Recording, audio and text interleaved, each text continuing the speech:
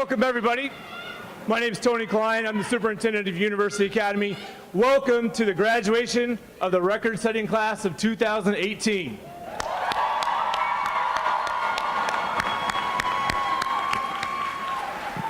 Before I introduce our board chairman, Butch Hellsberg, let me make a couple quick reminders.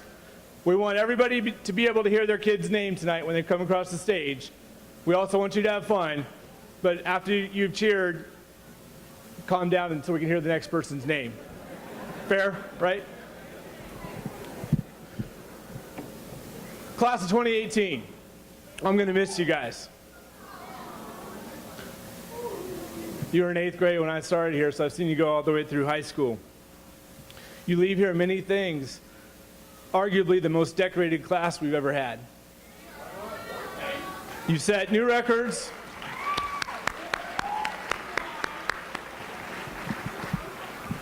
You set new records for average ACT score, total scholarships earned, and we're going to hang 2 banners and conference championships that you all helped us lead us to this year.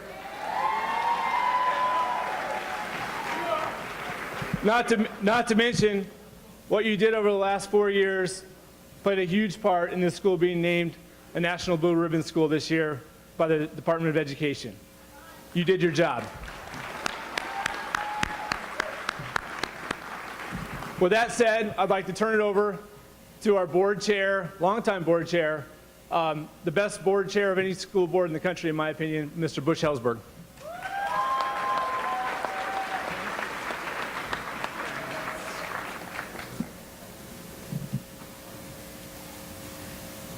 On behalf of University Academy's board, I would like to welcome all of you here this evening.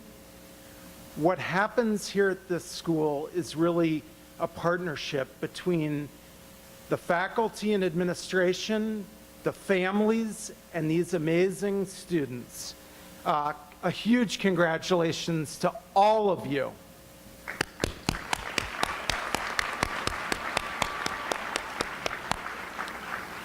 So as Superintendent Klein said, the class of 2018, this group of students is special for a number of reasons.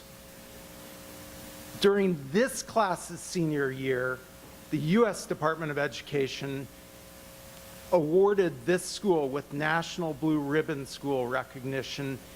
This award, I want to tell you how unusual and special it is. We are the first charter public school in the state of Missouri to ever be so recognized. This is the only high school in the whole state of Missouri to receive this honor in 2017.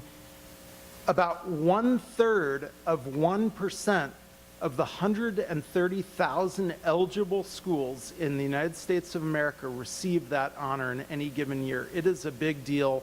And these students right here, their academic achievement, along with other classes that are in the high school and also some that have graduated, resulted in that award because it's based on exemplary achievement over 5 years. So this class is amazing. As Tony, Superintendent Klein, said, the highest percentage of students ever to be accepted by a top 150 school is the class of 2018, which is amazing.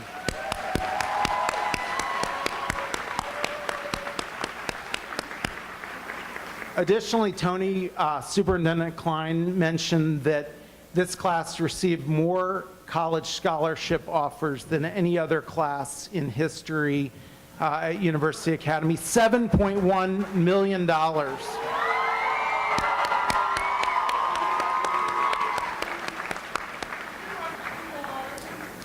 So, class of 2018, tonight you finish your work here at University Academy, but through Friends of University Academy, we will still be here to support you as you pursue your academic and career goals in the future. I'm sure this group of seniors is aware of the College Incentive Program, but maybe not everyone in the room is. This is a program that Friends of University Academy has, and all of these graduates are eligible for up to 8 semesters while they're in college. And basically, if they get a 2.5 or better in the prior semester, they get an unrestricted financial award of $500 every semester. If they get a 3.0 or better, $750. If they get a 3.5 or better, $1,000 every semester.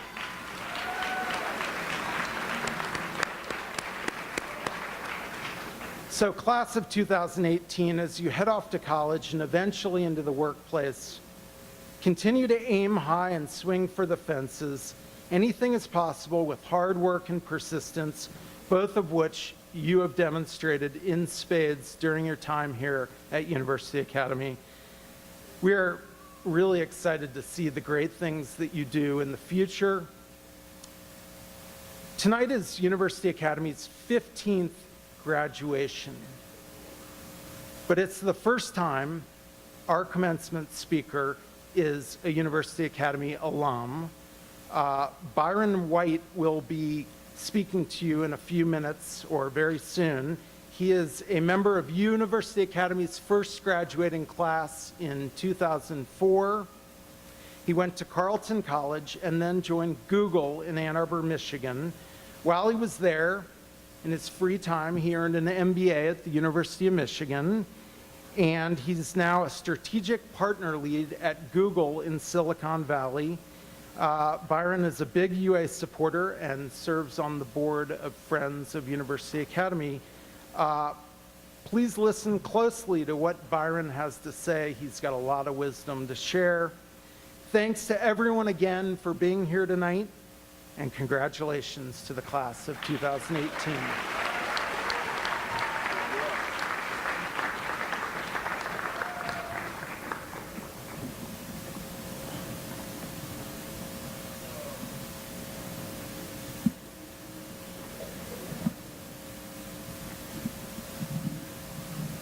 It's my pleasure now to invite Arsima Bahane to introduce the table, or the head dais, I should say. Come on, Arsima.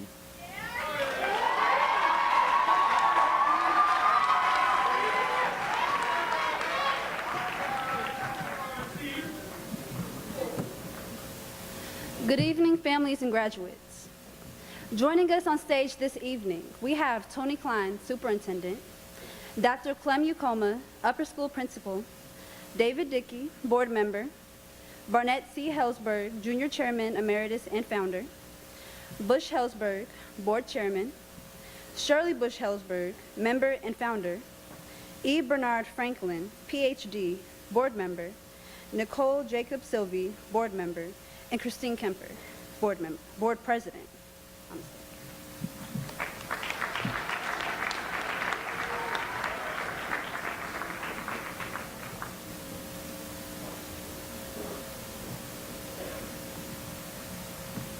I should actually help you so you don't think I'm doing all the work in here. It's really laid out.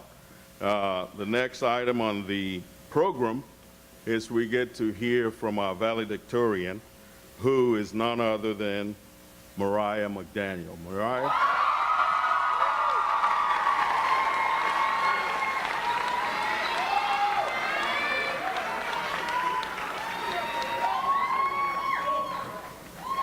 There you go. Come on.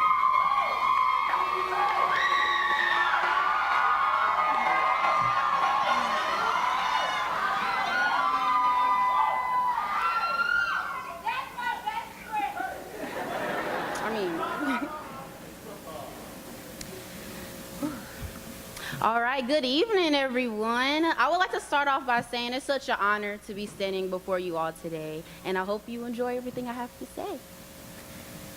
A valedictory is designed to give parting words of wisdom to the graduating class. But truthfully, we have gone through this routine before for 13 years. From kindergarten to 12th grade, we have heard words of wisdom from a multitude of speakers. I don't want to produce just any speech that when people walk away from this ceremony today, they will forget everything that was said, shrug it off, and resort to trying again, just to repeat the same cycle all over. Better yet, I want to break the status quo of this ritual. I am not going to give words of wisdom, but instead give reminders of what we have learned over a decade at University Academy. Since my classmates and I have a tendency to forget, I thought reminders are in order. At the beginning of the fall semester, I tried to curate some of my class's biggest memories, something that sets us apart from other classes, something that will connect every single one of us to each other and with University Academy forever. Outside of our chaotic lives after the 3 o'clock bell, it slowly dawned on me that the answer to tonight was before my eyes, and that is no other than Braxton Wood's dedication tree. Braxton's tree best symbolizes our experiences this senior year. From its roots to its branches, Braxton's tree provides a roadmap for the journey ahead. Although I was not as close to Braxton as others, I could still see his essence in that tree. I could pinpoint some of his quirks, and in doing so, configure reminders that we all could heed in our own lives. Initially, the tree started off short, really skinny, barely able to withstand any type of breeze. Now, it has grown into a tall, slender form that proudly announces its presence to the world. Braxton may have been short in stature at a glance, but those of us who really knew him knew that he had a brilliant young mind. I can recall going head-to-head in debate once and feeling completely overwhelmed with his ideology, his rationality, and his deft analysis of topics and viewpoints. I truly believe that if he was here today, he would be giving this speech here instead of I. I mentioned this point out that in his life, especially being the demographic that we are, we will often be underestimated. We will be overlooked at times and thought to be less than what we truly are. But remember this day, you exude excellence.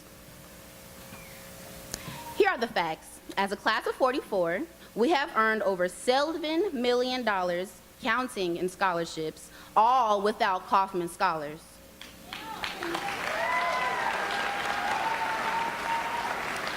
We attended a national blue ribbon school, broke academic records, and did our part to serve this community. That we rose to the occasion every time speaks for itself. We are the first graduating class that attended UA from kindergarten to 12th grade. We are the product of University Academy's greatness. Each one of us is something special. So next time you run into a predicament where someone looks down on you, remember Braxton's tree and what ground it stands on. The strong branches of Braxton's tree extends upward towards the sky, reaching beyond the realms of earth. Viewing its branches also helps me remember Braxton as a basketball player. He was full of intensity, spirit, and skill. I can't help but imagine him soaring through the air with basketball in hand, making bucket after bucket. So I relate the branches of his tree to his passion and drive for basketball. A lot of you may not know what you plan to pursue career-wise, and that is perfectly fine. Everyone doesn't have a solid set plan, but just know the path that you are walking will lead you to the promised land of your aspirations and of your great accomplishments. For the time being, remember to capitalize on your interest. Follow your desire, and never let anyone dim that fire that burns inside of you. As I look into your faces, I can see how bad you want to be somebody, how hungry you are for success, and how relentless you are when it comes to your goals. Never let up on that intensity and focus. Keep the engine churning within you, and whenever you feel lost in the craziness of life, remember the branches of Braxton's tree and what those branches are reaching for: excellence. Lastly, the little buds that are now forming on the tree's branches were a pleasant surprise to me. I never noticed it before. They have a dainty pink hue to them that somewhat resembles the color of Japanese cherry blossoms. When I noticed the fresh buds that will soon open into beautiful flowers, I thought all about Braxton and how much he could have accomplished, and the many doors that would have been opened up to him. He was the liveliest, most empathetic, brilliant person I have known. There is no denying where his capabilities could have taken him. Therefore, those pink buds must symbolize the opportunities ahead for us. University Academy is, without a doubt, the best school to elevate our generation onto the road of great possibilities. For 13 years, we've attended an institution blessed with good leadership, determination, and eminence. I know our future will be limitless. There is a reason the wait list to get in here is so long and why everyone wants to be a Griffin. We are great leaders who will continuously find ways to give back to our communities. We will open doors for future generations, just as others open doors for us. So next time you doubt the impact you have on society, or question if you really will accomplish your goals, remember the buds on Braxton's tree and how brilliantly they bloom. We already know that we face more adversity going down the road. For me personally, I could not attend my #1 choice university based on factors I could not control. In a system that is designed to let the most privileged and prestigious in. You see, I was admitted to the school, had everything going for me, felt on top of the world, just to be crushed by the tough reality of economics. For years, it has been said that minorities can't come in life because we don't strive for excellence. But when we do go beyond those standards, more barriers are presented that may slow us down or discourage us. I almost fell victim to that endless abyss that attracts all drive, resilience, and fire from us. But, like a griffin, I'm soaring on. Many of us share this same exact story. Looking up to Braxton's tree and thinking about our legacy, I trust that we'll find the courage and confidence to carry on. So, as I end my speech, I want to remind you all, every once in a while, stop, reminisce, and think about Braxton Wood's tree. Let it continuously blossom in your minds, serving as our inspiration. It certainly has been mine. Thank you.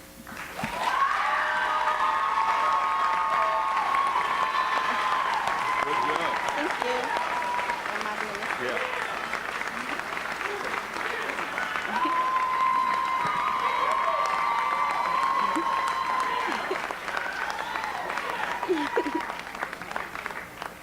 Okay, and now I would like to invite our guest speaker.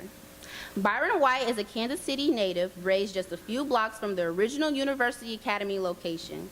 He was in the inaugural class of University Academy, and while here, he participated in academic decathlon, the debate team, and was sponsored for trips with the National Outdoor Leadership School, as well as the Experiment in International Living. From UA, he went on to Carleton College in Minnesota, where he studied abroad twice, and earned a bachelor's degree in English literature with a minor in Spanish literature. For college, he was hired to work at Google, where he has worked in a variety of positions in sales, marketing, product development, and strategic partnerships. While working at Google in their Ann Arbor, Michigan office, he also earned an MBA at the University of Michigan. He currently leads Google's advertising partnerships with large gaming customers in North America. Outside of work, Byron serves on the board of Friends of University Academy, the alumni support organization for UA. He also serves on the board of trustees at Carleton College, where he helps oversee admissions, financial aid, career programs, and fundraising. He lives on in the Bay Area with his wife and daughter and takes every chance he can get to come back to Kansas City to visit UA and eat burnt ends at LC's. Ladies and gentlemen, please help me welcome Byron White.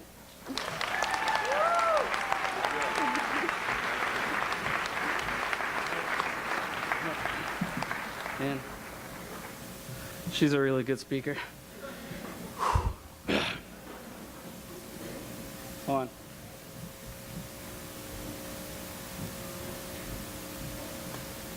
All right. Good evening. It's amazing to be here and see you all. This has been said a lot, but you've helped to build a nationally recognized school. You've broken records, and importantly, you've done it together over the past 13 years.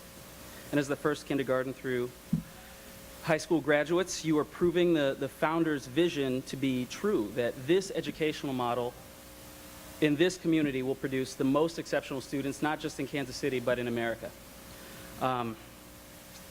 It's amazing to see. Being invited to speak here today is one of the great honors of my life. But it's also a real challenge because what advice do you give to a group of people on an occasion that celebrates the very fact that they already do everything right? So I decided that my best bet is to keep it simple and make it personal and true. So tonight, I'm just going to share 3 stories and ideas that I learned since I was starting out at University Academy, which have helped me find my way so far. Number 1, be proactive. I'm going to tell you about how I entered University Academy and how I exited University Academy. When I was looking for a high school to attend around 1999-2000, I only knew that I wanted to go to a really good one that would set me up for success, go to college, things like that in the future. But my options were limited to KC Public Schools, which at the time were going through a pretty serious crisis. They were not in good shape at all. I felt that I was going to need a lot of luck. I was going to need to get really lucky in order to have a good outcome. But I didn't really plan beyond that. One day around that time, I was riding my bike around my neighborhood, and I noticed this building on Troost. I'd passed this building probably countless times in my life up till that point. I had never really noticed it before.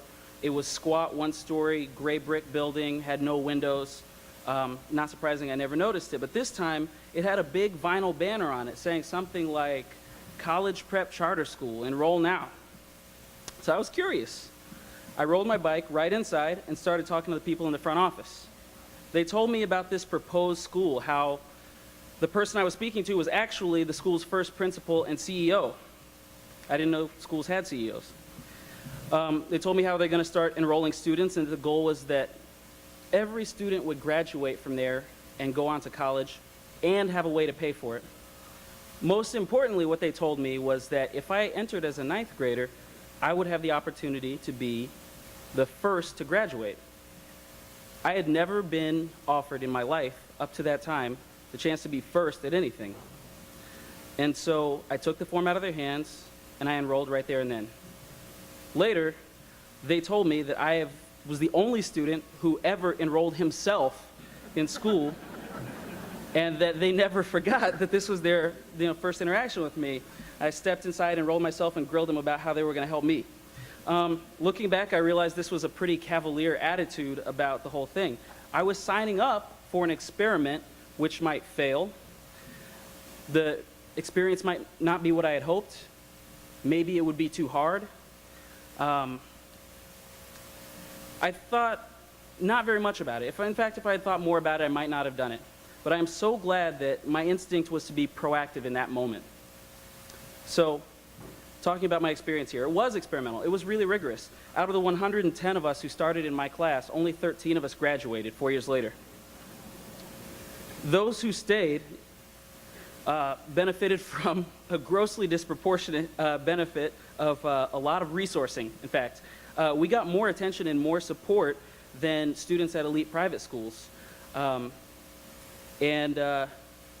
thought, wow, I must have just really gotten lucky.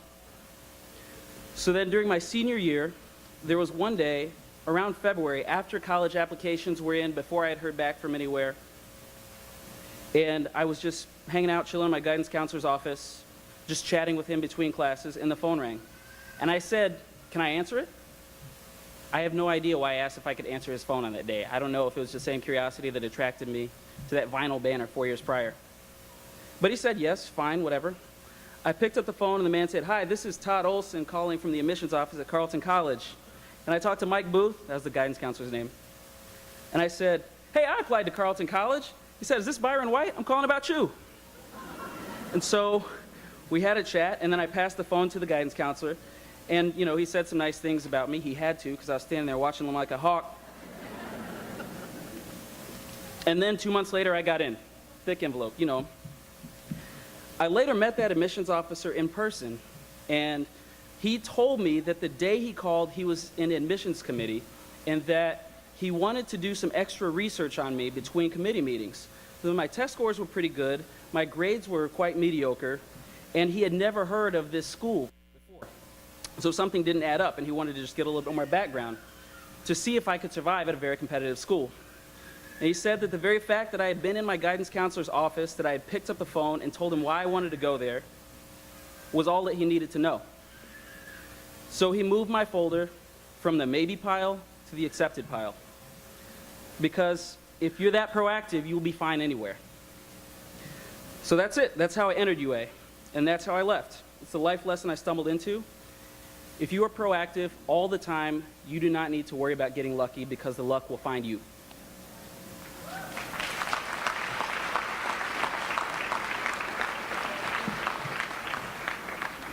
Number 2, be resourceful. I think most people already think of themselves as being resourceful. All you have to do is know what your resources are, and you use them, and that's the definition, right? Resourceful. No. Life is an uneven playing field. The speaker just now said it so beautifully. Life is an uneven playing field. It doesn't matter whether you're overcoming poverty, living with a disability, or something really small that a lot of people can relate to, like being really bad at math. Some people are just a little bit farther from the goalpost, and they have to find creative ways in order to reach the goal. My next story is not very dramatic. It is actually about me being really bad at math. In my first year of business school, I struggled. In a section of 70 students, I was the only person that had gotten a bachelor's degree in English.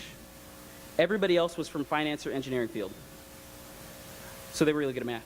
I had really weak math skills, and all of my classes had some significant quantitative component to them. On top of that, I had a full-time 50-hour-a-week sales job at Google. In short, I was in over my head. And in my accounting class, this first term, I got an assignment that was supposed to be, he said it was simple, the teacher said it was supposed to be simple. It said, please estimate the depreciable life of the Iowa Speedway. For those of you like me, you have no idea what that means. It means calculate how long all the buildings, facilities, and grounds of a major racetrack would last under regular use for accounting purposes. But when you're bad at calculating things, and you have other classes like econ and stats throwing hard problems at you at the same time, barely enough time to turn in assignments, let alone remediate your basic math deficiencies, what are you going to do? So I took a few hours trying to figure it out. And when it became clear that I was doing nothing except losing valuable time that I needed to cover the rest of my work, I thought, how else can I look at this? How does a salesman solve a math problem? So I closed the textbook and started thinking about it. My main skill is talking people into things. Okay, how can I use this? So I looked online for information about Iowa Speedway and similar companies to see if I could find a corporate directory. I found a very similar company, the International Speedway Corporation, and they had a departmental listing. So I leave a voicemail asking if I can connect with their finance department. And I went to bed. Next morning, I wake up to an email from the finance director saying he's got a few minutes for a call. Got to get this dude on the phone, right? I reply, we schedule it, and I very politely explained that I needed to just double check my math, and I sure would appreciate any guidance he might have about the NASCAR track industry finances. I think he was so surprised at the request that he just agreed to help because he couldn't think of a way to say no fast enough. And then we hung up the phone, and 90 minutes later, I got an email that read this. I dug this email up from 2011. Byron, here is a breakdown of the asset types for one of the 2 tracks that you had mentioned to me. In addition, I have included the book life and tax life with and without the new legislation that allows for more aggressive tax depreciation. This should assist you in your project. Good luck with your studies. Sincerely, Larry. I couldn't believe it. I supplemented my basic calculations with the very credible assistance of my new friend, Larry, Senior Director of Finance at America's second largest racetrack company. I got an A.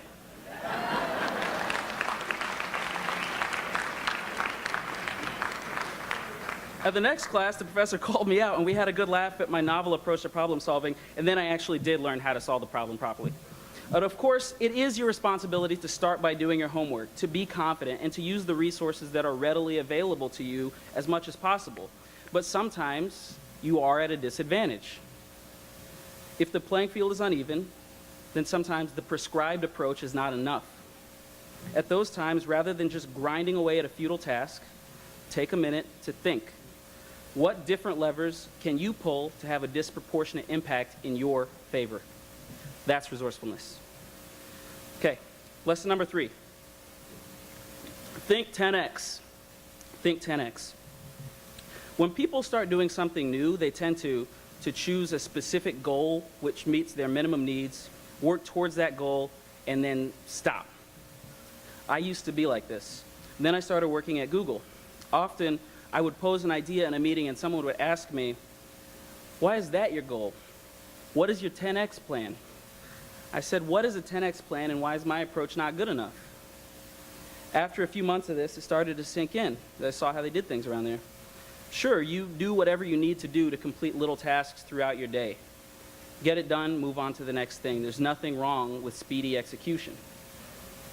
But if you're looking to make an impact, maybe it's for your long-term prosperity, for your community, in a business environment, maybe for your customers, you have to be looking for chances to set expectations exponentially higher.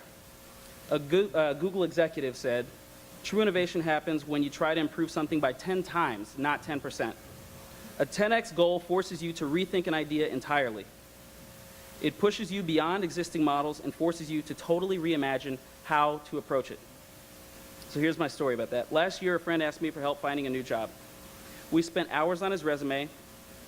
We thought about the skills he could bring to the table. We talked about interview prep, and then I said, "Where do you want to apply?" And he said, "Well, there's a few companies in Kansas City. I'll start with those." After 9 years at Google, I had this recoil, pre-programmed response. I said, "Why is that the plan? What's the 10X plan?"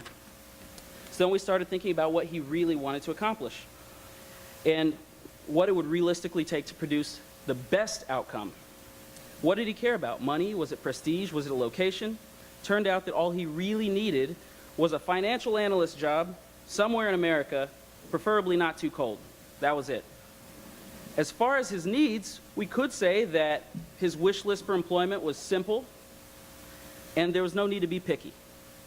Or we could say that he had no limitations and was therefore free to think really broadly about how to reach his goal. Why apply to 5 jobs, not 50 or 500? So we made a 10X plan.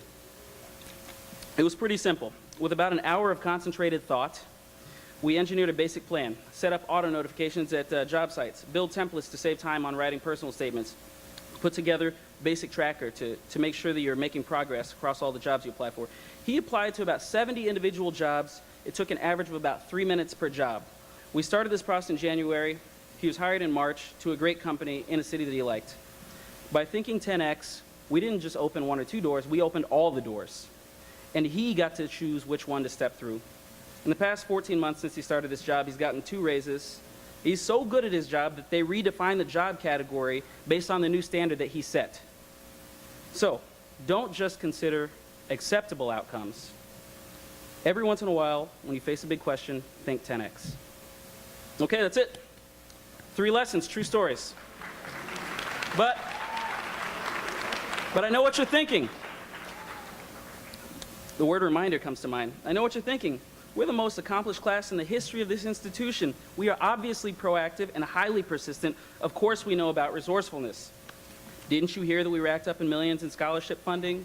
Don't you think that's 10X? Yes, it is. Of course I know all this, but consider this. Number 1, I'm not that wise. Some of this was going to be rehash. Number 2, even winners need occasional reminders.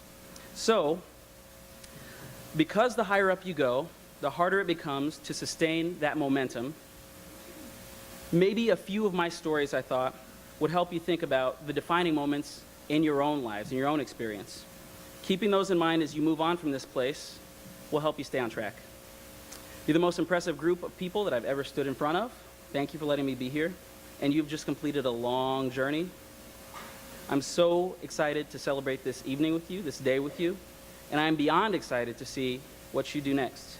Congratulations, University Academy Class of 2018, and thank you.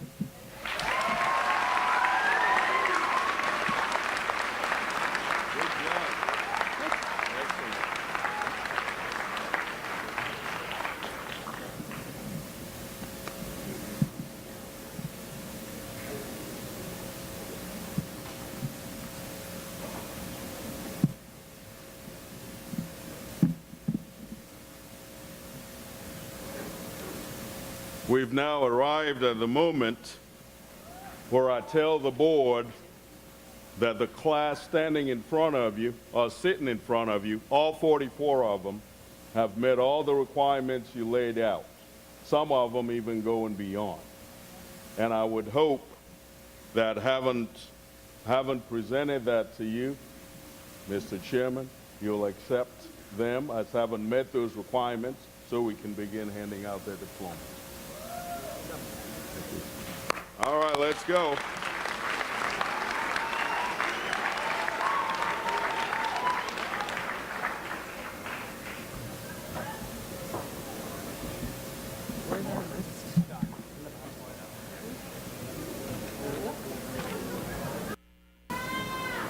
Are we ready?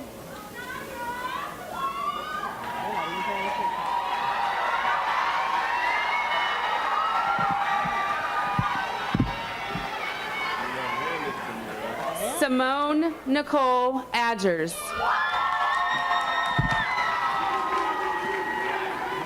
Avery Simone Austin.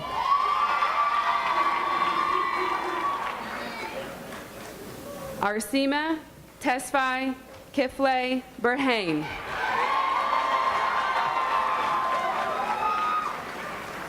Ezekiel Robert Boyce.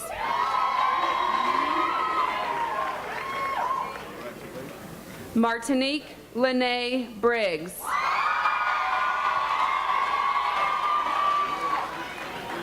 Leroy Brown IV.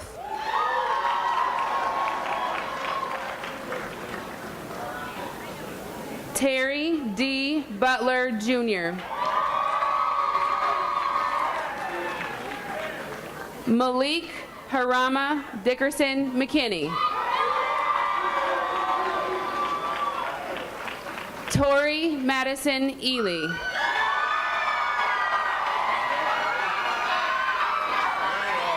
Martez Cerrone Gardner.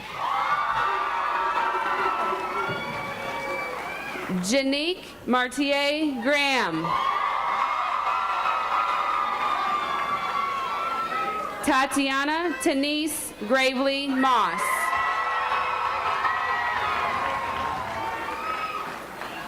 Say it.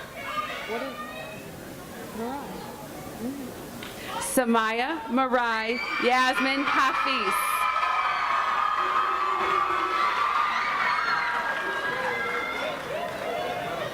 David Nathaniel Howard.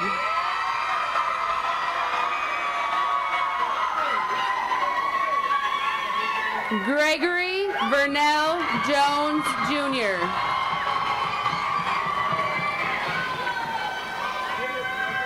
Anaya Anise Kemp.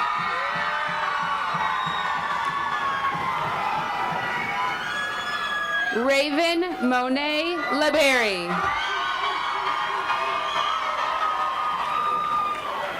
Michael Paul Lang.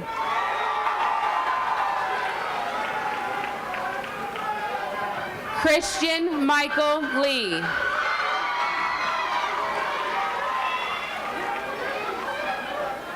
Sydney Nicole Lyles.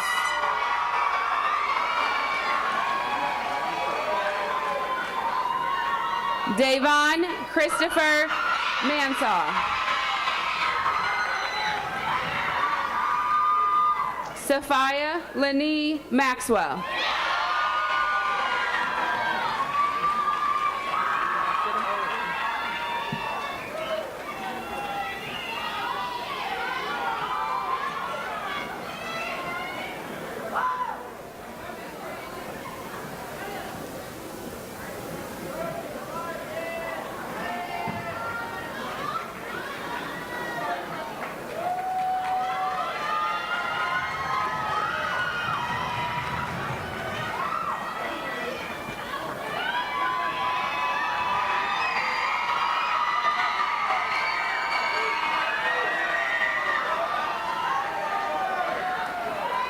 Danique Jacole McBride.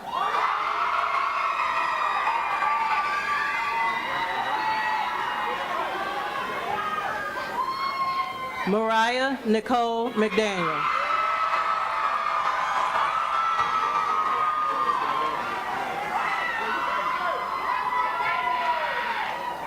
Dante Alexander Mickens.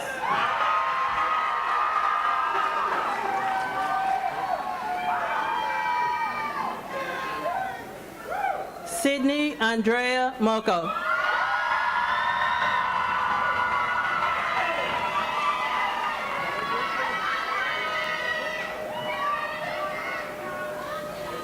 Oh. Marilena Ortiz.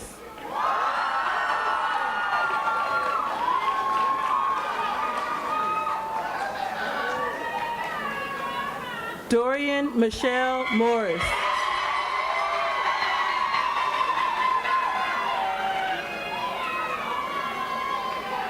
Kellen Emmanuel Owens.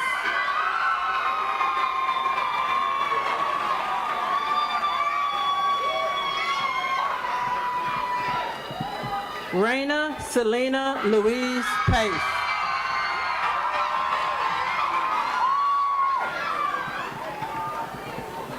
Essence Marie Pearson.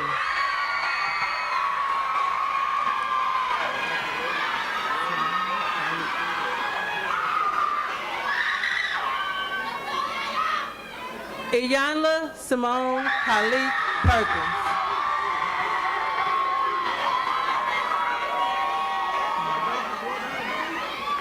Taraya Murray Riley.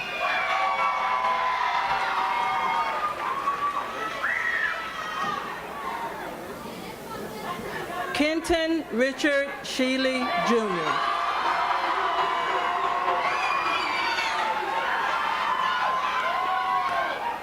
Brittany Nicole Smith.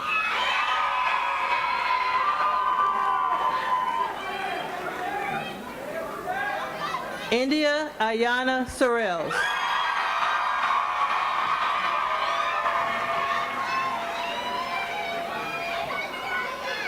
Lauren Verneda Giovanna Warren.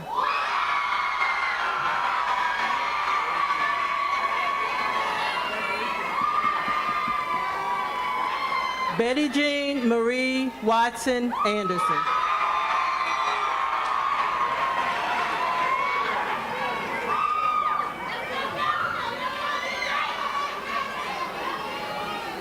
Dewan Lamont Whitmire Jr.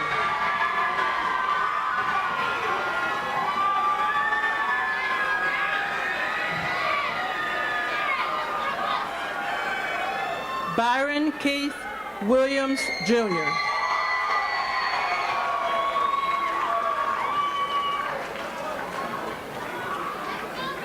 Diamond Alexis Brooklyn Williams.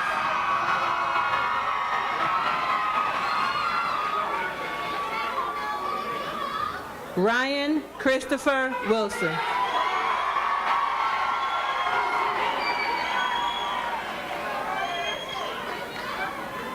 Shayla Marie Jeanette Winters.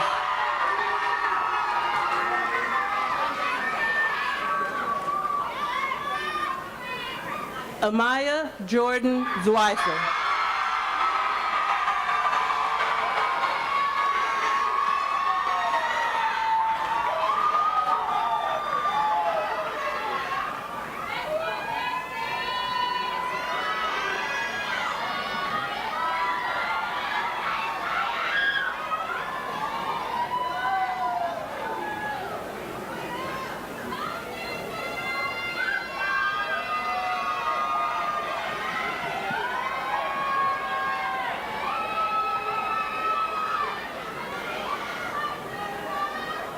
Ryan Wilson and Raina Pace, please join me on stage.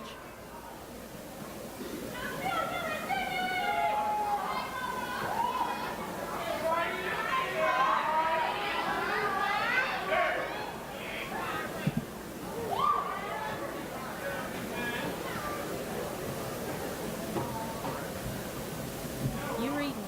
I'm just here for more. Ladies and gentlemen, we are currently having a moment in silence for Braxton Woods.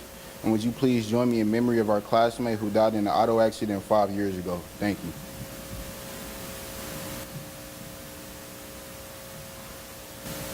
Now we can adjourn.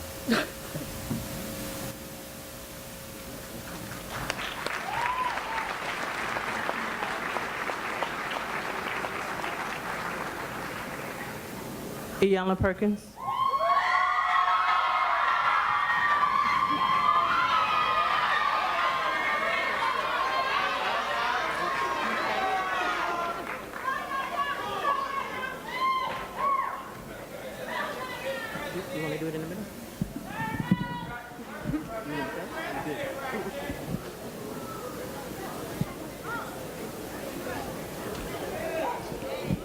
Will the class of 2018 please join me in standing? Yes, we will.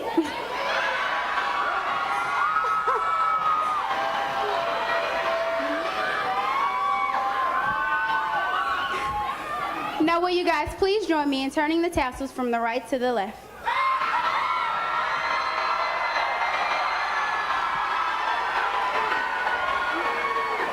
You guys may now throw your hats in the air because we made it.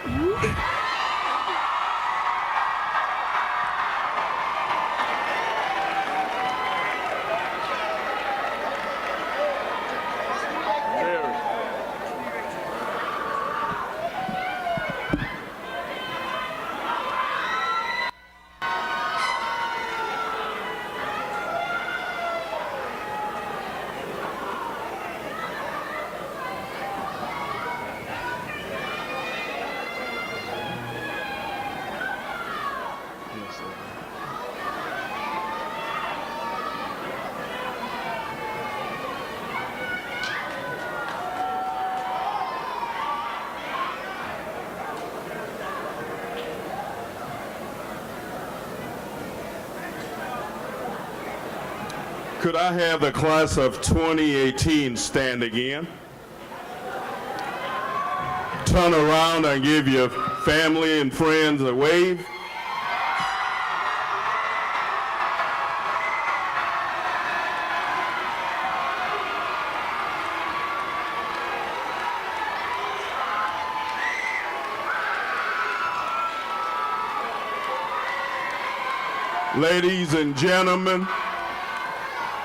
Ladies and gentlemen, the University Academy Upper School class of 2018.